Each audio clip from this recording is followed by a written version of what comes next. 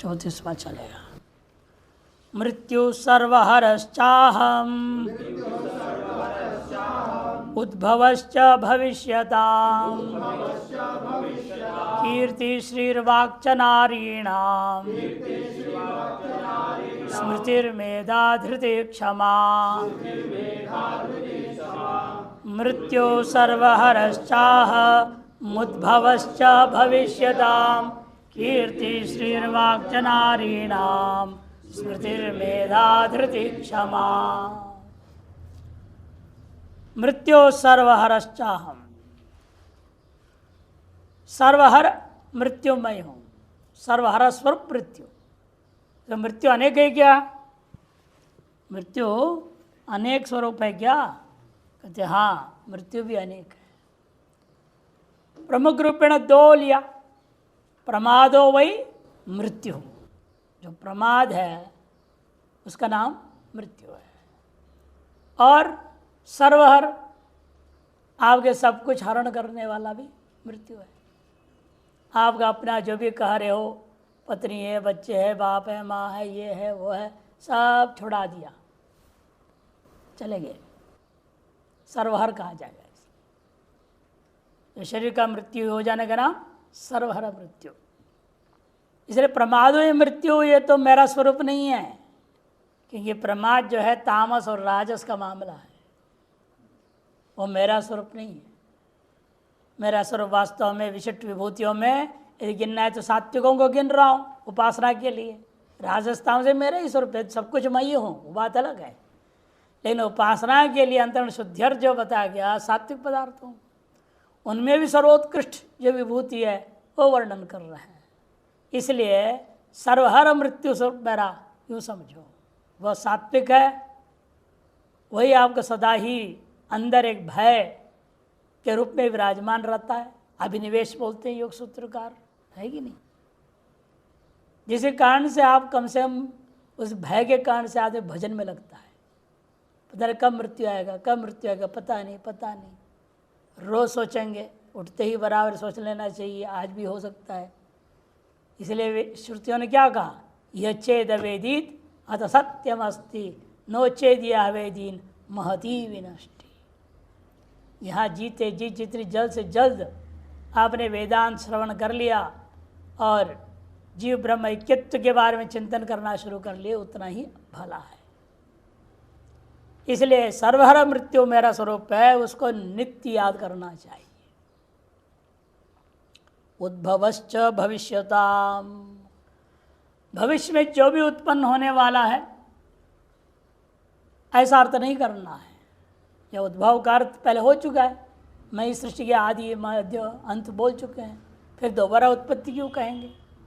इसलिए उद्भव का अर्थ उत्कर्ष, जिसमें भी जो भी उत्कर्ष देख रहे हो, भविष्य में होने वाला भी जो भी है उसमें भी जो उत्कर्ष है वह मेरा स्वरूप से निश्चय करो।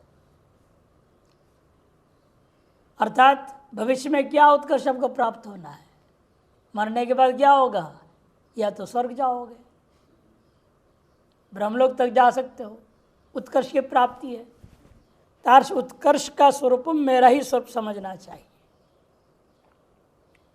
और इस दुनिया में स्त्रियों की कोई कमी है नहीं, स्त्रियों के बिना जगत ही नहीं है।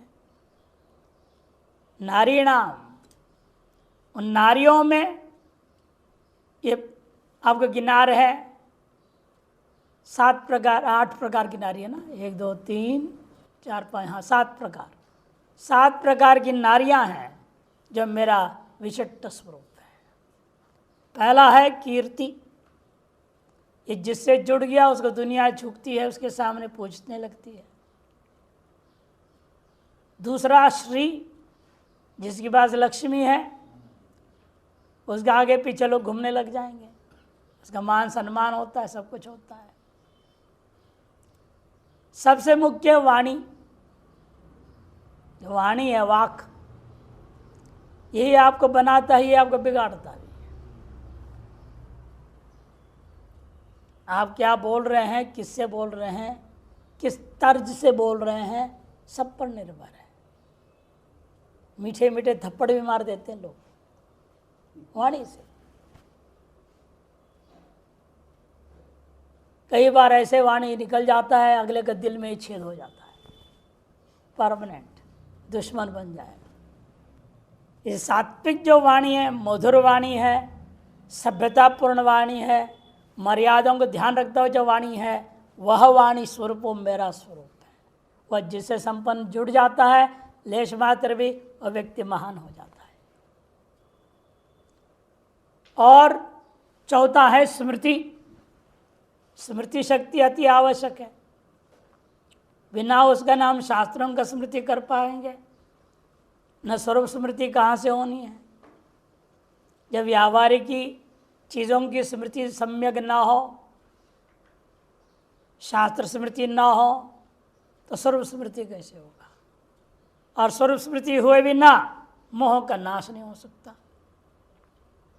सर्वोत्कृष्ट स्मृति कौन सी? इसलिए स्वरूप स्मृति, जिसके गीता ज्ञान थे नष्टो मोह स्मृतिर्लब्धा। और इन चारों के पीछे आधार क्या है? मेधा। आपकी मेधा शक्ति, ग्रंथ धारण शक्ति का नाम मेधा शक्ति। ग्रंथों को, व्यावहारिक सिद्धांतों को, नीतियों को जो व्यक्ति जितना धारण कर ले सकता है, उतना ही व्यक्ति मार्जित हो जाता है। और छठा है धैर्य। यदि सबका रहते हुए धैर्य नहीं है तो आप राक्षस हैं।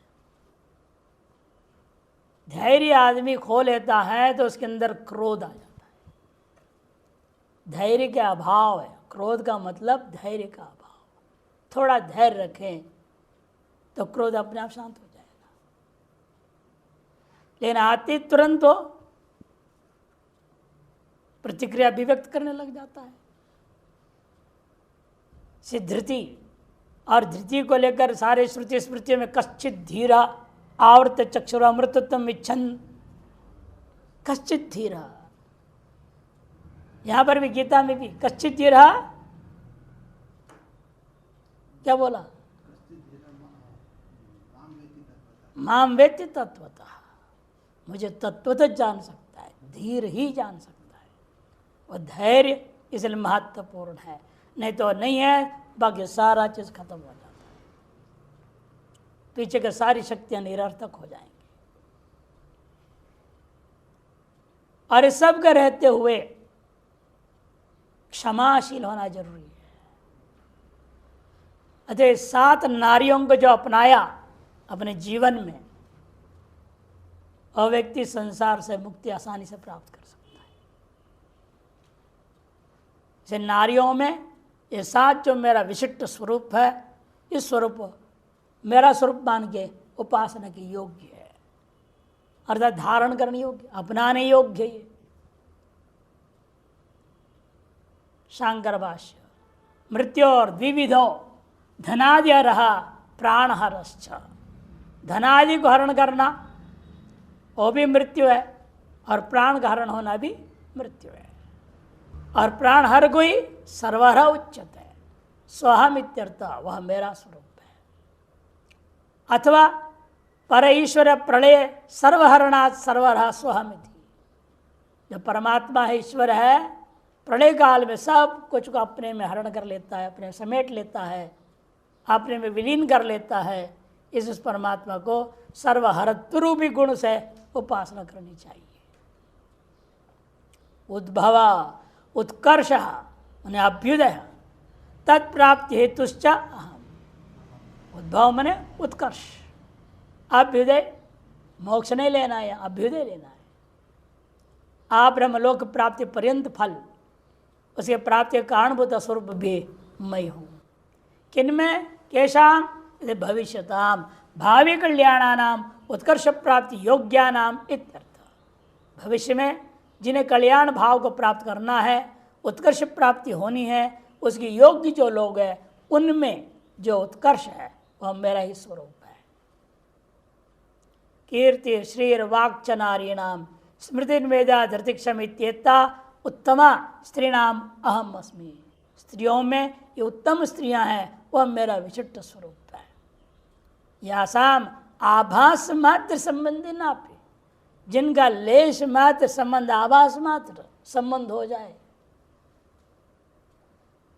लोग कहा कृतार्थम आत्मानं मन्यते, लोग जो अपने आप को बड़ा कृतार्थ मानते।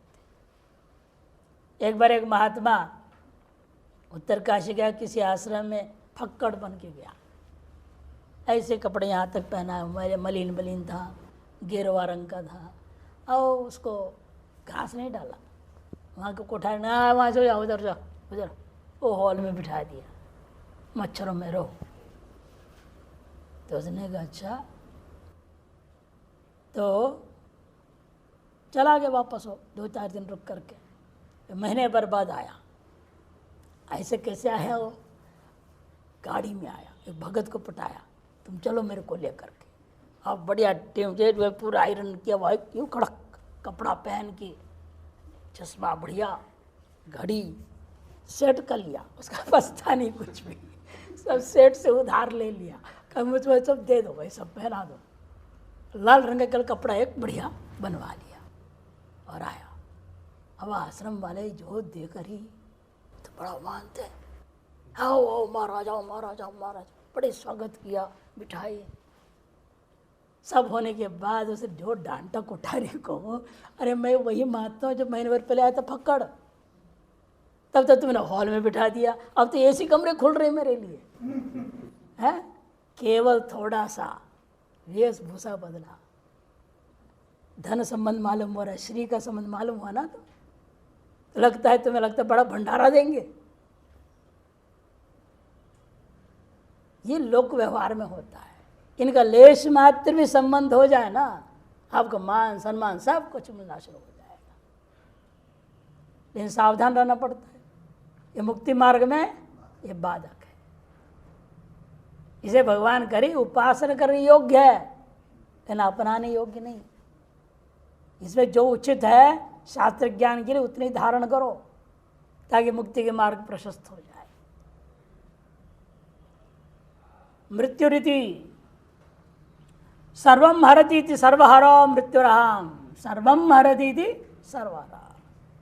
भविष्यता मैंने भाविनाम मध्य उद्भव अभ्युदयो हम, भावी कल्याण प्राप्त करने योग्य जो लोग हैं, उत्कर्ष प्राप्ति के योग्य जो लोग हैं, उनमें जो उत्कर्ष है, उद्भव है, वह मेरा स्वरूप है।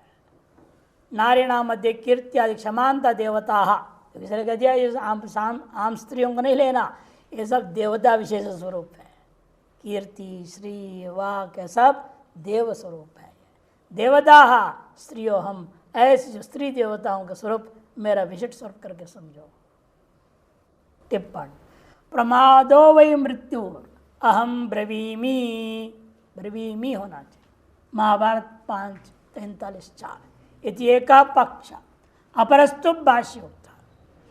प्रमाद वै मृत्यु ये भी लिया सकता है, अथवा धनाधिहरण का नाम मृत्यु, और दूसरा पक्ष तो सभी के लिए सामान्य है, सर्वहर, प्राण हरण साथ सब कुछ हरण हो जाना सर्वहरत्व की व्याख्या है।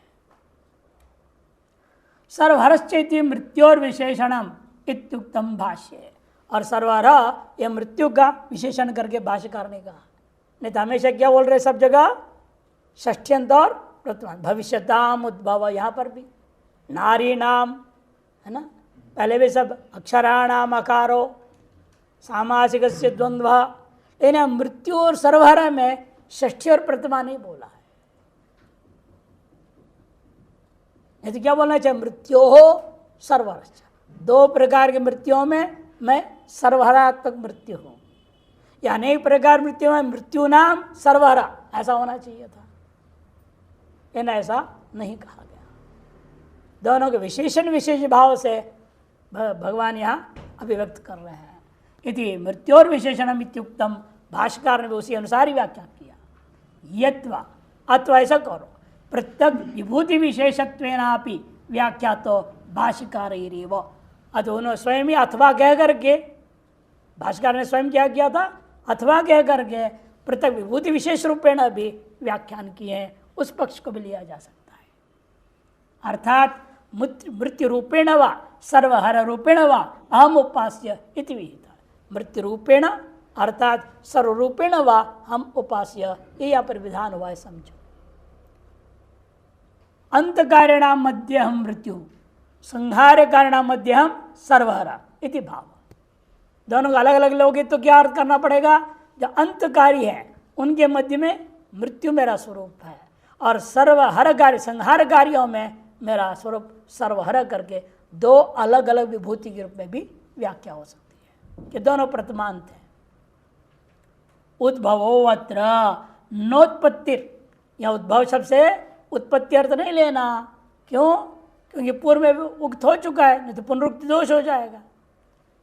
उत्कर्ष हो, अभ्युदय हुआ, उत्कर्ष ये अभ्युदय स्वर से ब्रह्मलोक पर्यंत।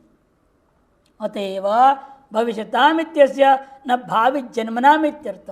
इसे भविष्यताम का अर्थ भावी जन्म लेने वाले ये नहीं करना, किंतु भावी कल्याणानमिति बोध्यम तथा उक्तंच भाष्य, भावी कल्याण प्राप्ति वाले जो है उसकी योग्य है जो उनको लेना है, ऐसे ही भाष्यकार ने भी कहा है। त्रिविध लिंगकेशु प्राणिषु ये कीटय कीर्ति दरिद्रादि देवता, त्रिविध प्रकार के त्रिविध लिंगकेशु प्राणेशु, पुल्लिंग स्त्रीलिंग और नपुंसकलिंग, त्रिविध लिंग वाले प्राणियों में अनेकों चीज़ें होती हैं। कहीं कीर्ति दिख रहा है, कहीं दरिद्रता भी दिखाई दे रही है। दरिद्रा भी एक देवी है। दरिद्रा देवी जो है लक्ष्मी का बड़ी बहन है, दीदी है, छोटी है लक्ष्मी, बाद में पैदा हुई। भगवान ने पहले दरिद्रता फैलाया और उसके माध्यम से सबको मजबूर कर दिया भगवान को याद करने। देवता लोगों में भी दरिद्रता आ गई थी, कंजूसी आ गई, सब आ गया। वो भी इसलिए जेने जिमे जंत देवास्तान धर्माण प्रथमान्यासन्न, वे लोग भी याग वगैरह करने लग गए दरिद्रता दूर करने के लिए। उसके बाद समुद्र मंथन में लक्ष्मी को प्रकट किया, बहुत बाद में आई है। इसलिए दरिद्रा एवं नारद जी के सामने प्रश्न उठा, दोनों बहनें इकट्ठे खड़ी हो गई और कहने हम दोनों में से कौन से अच्छे हैं? अब नारद जी ने देखा, अब कहूँ लक्ष्मी अच्छी है तो दरिद्रा बिगड़ जाएगी, दीदी नाराज हो जाएगी, क्या करे। उन्होंने कहा दोनों बहुत अच्छे हैं। अरे ऐसे कैसे हो सकता है, दोनों अच्छे हैं। आप जाती है तो अच्छी लगती है, दीदी जाती है तो अच्छी लगती है, छुटकी आती है तो अच्छी लगती है, दोनों अच्छे हैं। तो दरिद्रा जाती है तो अच्छी लगती है ना सबको, लक्ष्मी आती है तो अच्छी लगती है, दोनों में अच्छा ही है, इसे दोनों अच्छे हैं। इसलिए किया दरिद्रा को भी ले लिया। कीर्ति दरिद्र आदि देवता शक्तयो नारियो यासाम आभास मात्र न, ये सब नारी स्वरूप ही हैं, देवियाँ हैं। इनमें से एक भी आभास मात्र से थोड़ा थोड़ा भी आपसे संबंधित हो जाए, लोक कृतार्थम अकृतार्थम व मन्यते, अपने आप को कृतार्थ मानेंगे। कीर्ति आदि अगर से युक्त हो जाए, दरिद्रता से युक्त हो जाए तो अपने आप को अकृतार्थ मानेंगे। सर्वलोक आदरणीयो अनादरणीयो व भवति, सभी के द्वारा आदरणीय हो जाता है, कीर्ति आदि से युक्त हो जाए, सभी अनादरणीय हो जाता है, दरिद्रता से युक्त हो जाए तो। तासा मध्य, इसलिए इनमें से कीर्ति आदि रेव हम धर्म निमित्तकत्वात्, कीर्ति आदि कोई मेरा विशिष्ट स्वरूप मानो कि वो धर्म का निमित्त होने से धर्म निमित्तक है। वो सात्विकत्व अच्छा, और सात्विक होने के कारण से कीर्ति मने ख्याति, नाना दिग्देशीय लोक ज्ञान विषयता रूपा यद्वशात सर्वैर प्रशंसिता। ख्याति है अर्थात नाना दिक और देश में विद्यमान लोगों के ज्ञान का विषय हो जाता है, और जिस कारण से सभीयों के द्वारा वो प्रशंसा का पात्र हो जाता है, उसका नाम कीर्ति। श्री धर्मार्थ काम संपत्ति शरीर स्वभाव कांतिर्वा, धर्म अर्थ काम रूपी संपत्ति का नाम श्री है। धर्म अर्थ और कामना, जो धर्म की अविरुद्ध कामना, क्यों भगवान पूर्व में कह चुके धर्म आवृद्ध कामोस, वह मेरा विशिष्ट स्वरूप है। वह सब अथवा शरीर स्वभाव, शरीर में जो सौंदर्य है, कांति है, एक तेज है अपना ही साधना आदि के कारण से, वह मेरा विशिष्ट सात्विक स्वरूप है। वाक सरस्वती सर्वस्य अर्थस्य प्रकाशिका संस्कृता वाणी इत्यर्थ। जो सरस्वती है सकल अर्थों की प्रकाशिका है, उसके द्वारा संस्कारित जो वाणी है उसको कहते हैं वाक। वह भी नारी स्वरूप है। ब्रह्मणो मानसिक कन्या वा, अतः ब्रह्मा जी का मानसिक कन्या है सरस्वती। उसकी कृपा पात्र जो हो जाता है उसकी वाणी सम्मार्जित रहता है, संस्कारित रहता है। स्मृति आंगिरसा चिरानुभूतार्थ स्मरण शक्ति। स्मृति क्या है? सकल अंगों का रस स्वरूप है, सकल अंगों का सार रूप है आंगिरसा। और अंगिरस का ऋषि के बेटी का नाम भी स्मृति था, इसलिए अंगिरसा।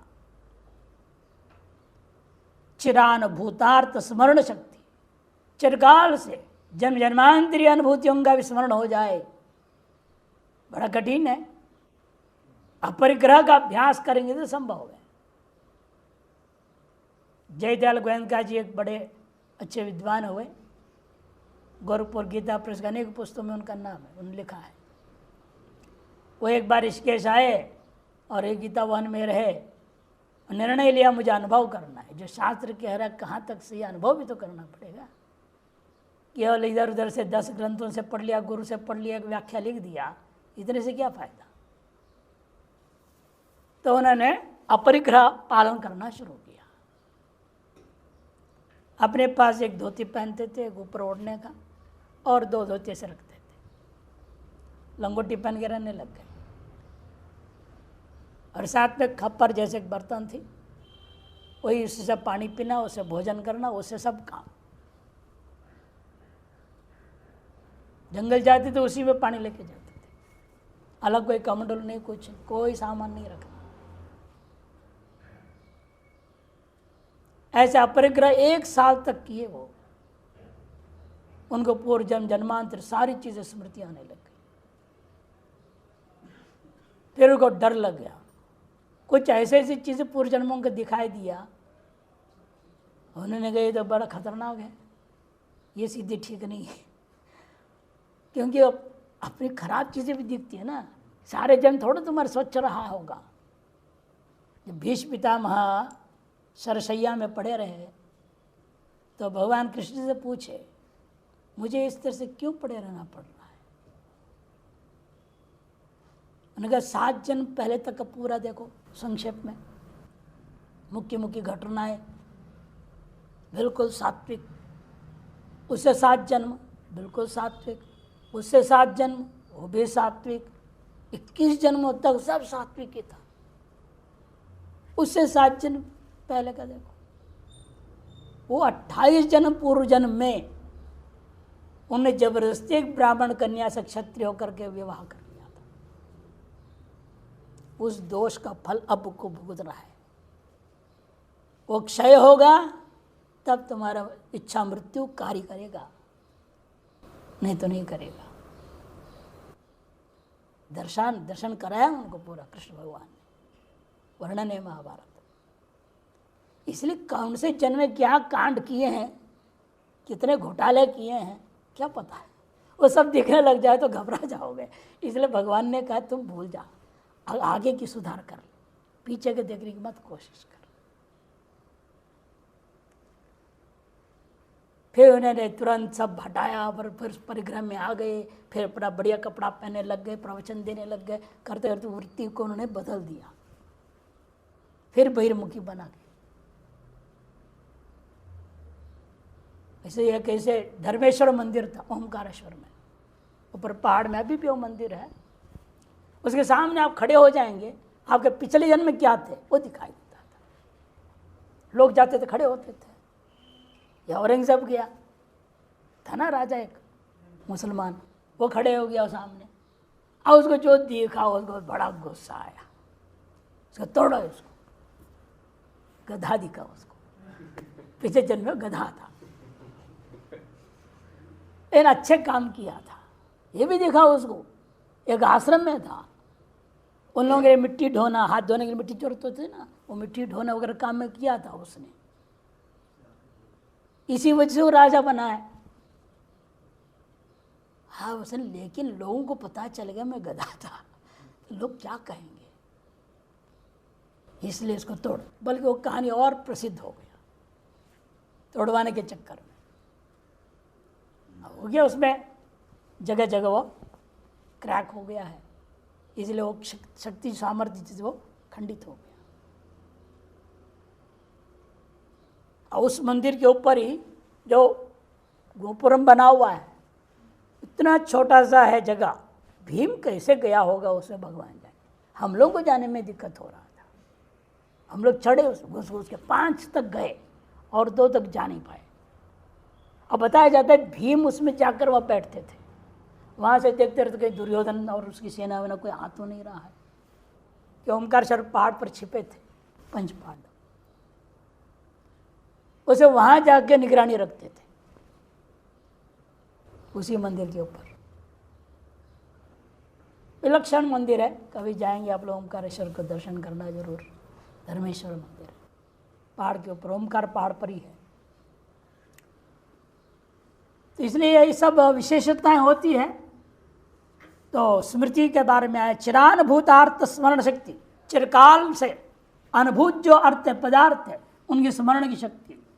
शास्त्रीय पदार्थोपस्थिति व सदैव, सदा शास्त्रीय पदार्थों की उपस्थिति बने रहना, यह भी स्मृति का एक दूसरा रूप है। मेधा, अनेक ग्रंथ तदर्थ धारण शक्ति, अनेक ग्रंथ और ग्रंथार्थ दोनों को धारण करने की शक्ति। रटने वाले बहुत मिलेंगे, 4 वेद रटा हुआ लोग हैं, उसका अर्थ एक भी मंत्र का अर्थ पूछो तो नहीं मालूम। ग्रंथ धारण करने से अर्थ ज्ञान भी धारण होना चाहिए, लेकिन पहले ग्रंथ धारण जरूरी है, कि शब्द ग्रहण किए बिना अर्थ ग्रहण नहीं हो पाएगा। और शब्द अर्थ दोनों एक साथ ग्रहण करो, उसे बहुत भारी सिर में बोझ हो जाएगा। इसलिए पहले परंपराएं थी गुरुकुल का, 3 साल तक केवल शास्त्र कंठस्थ कराते, शब्द ग्रहण करो, सब वेद व्याकरण सब रटा देते थे। शब्द ग्रहण किया है, शब्द अंदर में है, अर्थ मात्र जानना है, अभी आसानी से अर्थ ग्रहण हो जाता है। अमुक तुमने जो रटा है, इस मंत्र का ये अर्थ, इस मंत्र का ये अर्थ, जैसे गुरु बोलते जाते हैं, फटाफट ग्रहण होते जाता है। अब हम लोग यहाँ देखते हैं बड़े पढ़े लिखे आजकल जो है IIT FIIT की पढ़ लेके आ जाते हैं यहाँ, आधे मूर्ख मैं कहता हूँ उनको, हाँ अनपढ़ी है वो। अब तो नहीं, हमको रटने की क्या जरूरत है, हम तो इंजीनियरिंग के इतने मोटे मोटे पुस्तक पढ़ लिए, हम भी कहा करते थे कभी, अपना अनुभव है वो, ये अहम होता था। संस्कृत ऐसा काम चलेगा नहीं, रटना ही पड़ेगा। फिर लग गया तो लग गया रटने में, पूरा लगो, पूरा अष्टाध्यायी, तर संग्रह, अर्थ संग्रह सब रट लिया। ऐसे काफी पदार्थ उपस्थित भी, अर्थ भी उपस्थित है, पद भी उपस्थित है, सब उपस्थित है। अर्थ ग्रहण करने में अनायास सरल हो गया हमें, तब समझ में आई क्यों गुरुकुल पद्धति में था। 3 साल केवल रटना, अर्थ किसे पूछना ही नहीं कुछ भी। अब यहाँ कहे थे, ऐसी एक माता आई थी, वो रटने लगी लघु, और कहने लगी ये शुरू के 4 पंक्ति पढ़ी, इसका अर्थ क्या है स्वामी जी? मैंने कहा अर्थ, अरे अनीता माता नमस्कार है, अर्थ मत पूछा करो, अभी रटो, पहले रटो, आप बाद में देखेंगे अर्थ के बारे में। अब याद है, वो रटा ही नहीं उनसे, खत्म। फिर इसलिए आसान नहीं है खेल जो है, इसे इनका कहना है वो शक्ति हो, अर्थ ग्रहण भी साथ साथ, शब्द और अर्थ उभय ग्रहण धारण करने की शक्ति का नाम मेधा। धृति धैर्यम, तदपि धृति माने धैर्य, वह भी सात्विकम एव अवसादे अपि शरीरेन्द्र संघात उत्थम्बन सामर्थ्यम, वह सात्विक ही लेना धृति हो भी, अवसाद आदि अवस्था में भी अपने आप को जो चुस्त बनाए रखने की क्षमता होनी चाहिए। इसे हम लोग कहते हैं भाई, बाकी सब संबंध टूट जाए, दिल दिमाग नहीं टूटना चाहिए। मन का हारा सबसे हारा, मन को हारने मत दो, मन में जोश बनाए रखो, नहीं मैं कर सकता हूं, ये भाव बना रहेगा, आपका लक्ष्य आपको अवश्य प्राप्त हो जाएगा। इसलिए कहते हैं कि शरीरेंद्रिय संघात उत्तम्बन सामर्थ्य का नाम भी यहाँ धृति है। उच्छृंखल प्रवृत्ति करणेन चापल्य प्राप्त हो तो निवर्तन शक्तिर्वा, उच्छृंखल प्रवृत्तियों के कारण से जो चपलता आ रही है उस चपलता को निवारण करने का सामर्थ्य का नाम भी धैर्य है। क्षमा पुलहायता, पुलहादि ऋषियों की कहानी है, पुलस्त ऋषि की कहानी है, कई ऋषियों की कहानी है, जहाँ इंद्रादि का भी कहानी है। जो गुरु के साथ भी द्रोह कर दिया था बृहस्पति ने, लेकिन बृहस्पति अंत में क्षमा कर दी। क्षमा करने का सामर्थ्य जो है बहुत बड़ा चीज है, ये होना चाहिए। और चकार क्यों का शरीर वाक्च नारीणाम, चकार उसके लिए कहा गया, चकारेण मूर्ति आदियों पर धर्म पत्नियों गृह्यन्ते, मूर्ति आदि धर्म के 10 पत्नियों के रूप में जो वर्णन किया गया था उनको भी ले लेना। अथवा अतिरिक्त जो लौकिक प्रसिद्धि है, श्रद्धा, तुष्टि, पुष्टि, क्रिया, बुद्धिर, लज्जा, वपु, शांति, सिद्धिश्च गृह्यन्ते, इन सब को भी ग्रहण करना चाहिए। ये भी जो कहा गया है ब्रह्म पुराण 9वें अध्याय 50वां श्लोक, मुद्गल पुराण का भी श्लोक के आधार पर बता दिया गया। बृहत् साम तथा साम्नाम गायत्री छंदसामहम मासानां मार्गशीर्षोऽहं ऋतूनां कुसुमाकरः। बृहत् साम तथा साम्नां गायत्री छंदसामहं मासानां मार्गशीर्षोऽहं ऋतूनां कुसुमाकरः। सामवेद को कहा दिया था पहले, वेदानाम सामवेदो अस्मि, वेदों में मैं सामवेद स्वरूप हूँ, और सामवेद में भी मैं बृहत् साम रूप हूँ। रतंत्रादि अनेकों साम है, अनेक लगभग बताया जाता है। साम वेद कितने मंत्रों का था? 1,00,000 मंत्रों वाला सामवेद था। वो तो 1000 शाखाएं थी, पूरा वेद ही 1,00,000 मंत्र था। उसमें लगभग 80,000 मंत्र हम लोग कर्मकांड बोलते हैं, सामवेद का नहीं। ज्ञान कांड नहीं, उपासना कांड 16,000, ज्ञान कांड 4,000। ये कांड के हिसाब से है, वो इसके हिसाब से नहीं, सामवेद के हिसाब से नहीं। सामवेद का लगभग 42,000 कुछ बताया जाता है, सबसे ज़्यादा उसी में ही है। उसमें से जो अनेक साम वर्णन किए गए हैं हजारों, उनमें सबसे बड़ा महत्वपूर्ण साम है बृहत् साम, और मेरा विशिष्ट स्वरूप करके उपासना करो। और छंदों में अनुष्टुप छंद में भगवान खुद भी अनुष्टुप छंद में गीता को गाए हैं, फिर भी भगवान ये नहीं कह रहे हैं छंदों में मैं अनुष्टुप छंद रूप हूँ, ये नहीं कहते हैं। छंदों में मैं गायत्री स्वरूप हूँ। कारण क्या है? गायत्री छंद की महिमा है, आगे कहानी बताऊंगा, टिप्पणी विस्तार पर दूंगा, संक्षेप में बताता हूँ। सोम का आहरण करने का प्रकरण हुआ, सोम लाना है और उसको कूट के रस निकाल के याग करना है। तब विभिन्न छंदों को कह दिया गया आप जाइए सोम को लाइए। तब तो छंदाभिमानी दैव देवता जाते हैं लाने के लिए, जब उल्टा होता है ला नहीं पाते हैं, बल्कि अपने अपने खुद अवयव भी खो जाते हैं। कि सोमलता की विशेषता है, वो काटने भी बहुत सावधान रहना पड़ता है। यदि जैसे आप फूल तोड़ते ना चाहे नज़दीक से, वहीं बेहोश हो जाओ। इतना उससे एक विशेष वाष्प निकलता है, तुरंत आपको सर में चक्कर आ जाएगा, बेहोश हो जाए। नशा है, भयंकर नशा। ये दोनों विवेक नहीं किए, जगती साम वगैरह, और वहाँ से बेहोश हो गए। फिर जैसे उठ के चले आए, भाई हमारे बस की बात नहीं। तब तो उनके 2-4 अवयव, उन्हें 2-4 अक्षर, छंद में क्या होता है, अक्षर स्वरूप होता है, उसके एक का 3 अक्षर टूट गया, गिर गया। दूसरा गया, उसका 1 अक्षर गिर गया। बड़े बड़े छंदों का सामर्थ्य नहीं रह गया। तब निवेदन किया गायत्री से, आप जाइए प्रयास कीजिए। वो गई, सोम को भी उठा लाई साथ साथ इनके गिरा हुआ जो तीन तीन एक चार अक्षर जो खो गया था उनको भी लेके आई और उनको उनकी दे करके उनको पूर्णता प्रदान कर दिया और सौम्या को सफल कर दिया। इसलिए सगल छंदों में श्रेष्ठ छंद गायत्री छंद माना गया। अतः भगवान भी कहते हैं छंदों में मेरा स्वरूप गायत्री छंद है। विस्तृत आएगा टिप्पण में। मासानाम मार्गशीर्षोहम, मासों में मार्गशीर्ष हूं। क्यों? क्योंकि कारण क्या है? मृगशिरा नक्षत्र युक्त पूर्णमासी यस्मिन् मासे स मास मार्गशीर्ष मास। मृगशिरा नक्षत्र रूपेण कौन है? साक्षात शिव है। जब ब्रह्मा जी गड़बड़ कांड करने चले तब क्या किए? ब्रह्म तुरंत शिव जी जो है बाण कर धारण कर मृगशिरा नक्षत्र रूपेण उसके पीछे पड़ गए।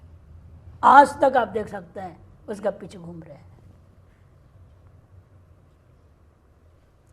तो वो जो मृगशिरा नक्षत्र इसलिए सर्वश्रेष्ठ है, जो धर्म की स्थापना में एक स्त्री की जो स्वयं पिता के द्वारा गलत हो रहा था उससे रक्षा किया, धर्म की रक्षा किया है, वह मृगशिरा नक्षत्र है।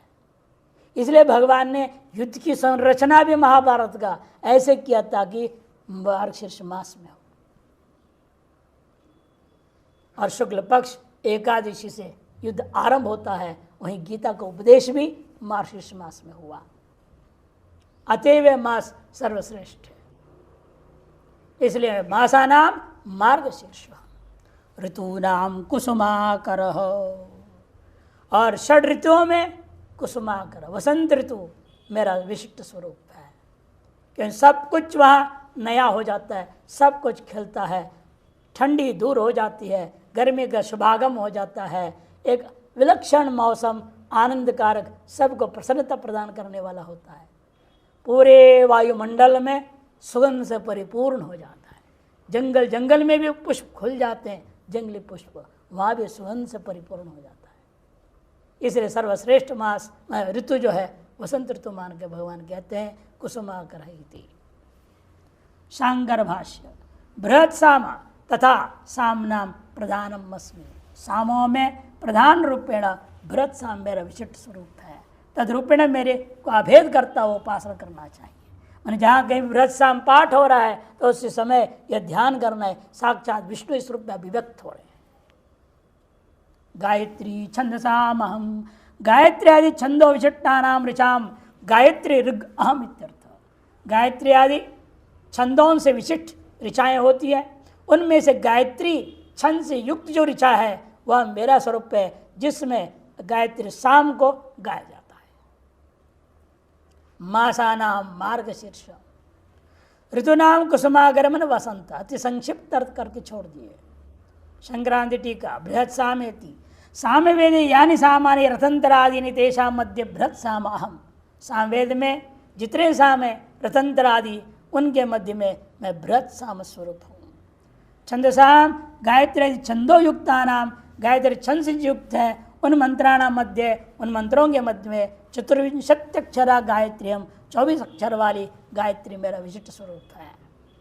मासानाम चैत्रादीनाम मध्य मार्गशीर्षोहम। ये भी कुछ विशेषण कथन कर रहे हैं, हम टिप्पण में इसलिए विशेष सब लेंगे।